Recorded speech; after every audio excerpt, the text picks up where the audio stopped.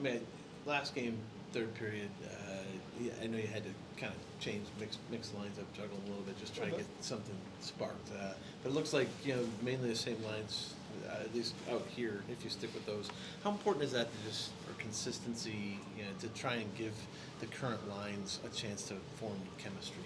Yeah, they've been doing it. I mean, we won the 2 games before. Yep. And Jack's line was producing, and the other line was producing, and so yeah, third period looked at it, but it was a pretty even game. It's 3-0, but as far as chances for and all that, I mean, chances for and against the third period 3-2.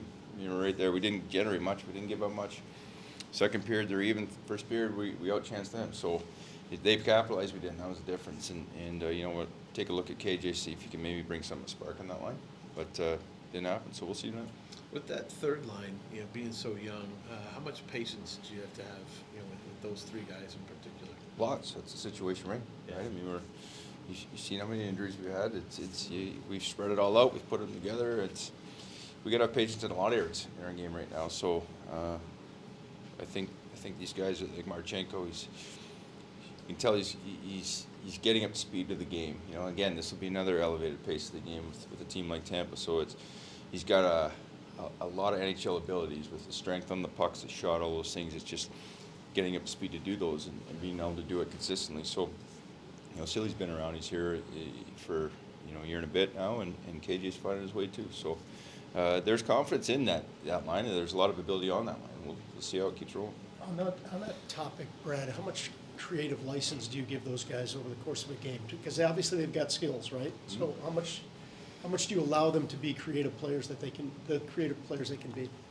Yeah, we always talk about there's plays that there to make them, but you just don't force them. There's a balance there, right? And teams generally in this league, transition can kill you, and you don't get it to the goal line. You turn over pucks not just in the blue line, but top of the circles. It's those east-west plays there. If you're going to make them, you got to be 100% sure that they're going to get executed. So, and this is a team that feeds off that stuff. The Kucherovs and Killorns and Braden Points, like they're deadly that way. And if you don't take care of the puck, that's at both ends. Exiting, that means top of the zones. That means top of the zone when you're entering their zone. Those are plays that you got to be 100%. And so they have leeway. If you're going to do it, make it. You again allow them to make the mistakes. Is that's part of the process, right? Yeah, part of the learning. You don't want them to make mistakes, but it's part of the process. No, every team's making a ton of mistakes tonight. Yeah. If you watch it, and with these guys, they got to have some freedom, and I've never sat a guy because he made a mistake.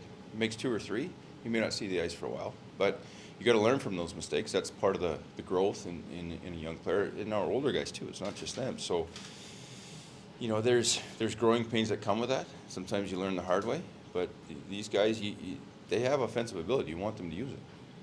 Do you feel like Sillinger's coming along from progressing throughout the season? Maybe Yep. the goals aren't showing it, Yep. but Yeah, there's things that you don't get to see on the score sheet, unfortunately, and him being competitive, him defending well, him making his reads and within the structure. He's doing all the right things in there, and he's working on his game. It's again, you look at Jack 5 games ago. We're talking what's wrong with Jack. Well, now Jack's found a pretty good groove, and all of a sudden he has a 4.9, he has a 2.9, he starts to score, and so those type of games can elevate and kind of thrust you forward, and you hope Silly can have one of those where it's like he takes a breath and he feels confident again. And when he scored his first goal in the Island there several weeks ago, his next shift he rings one off the crossbar. Like it's amazing what a goal will do, or what that kind of confidence can do. So, but you need a couple games in a row, and I think that would really help his offensive game.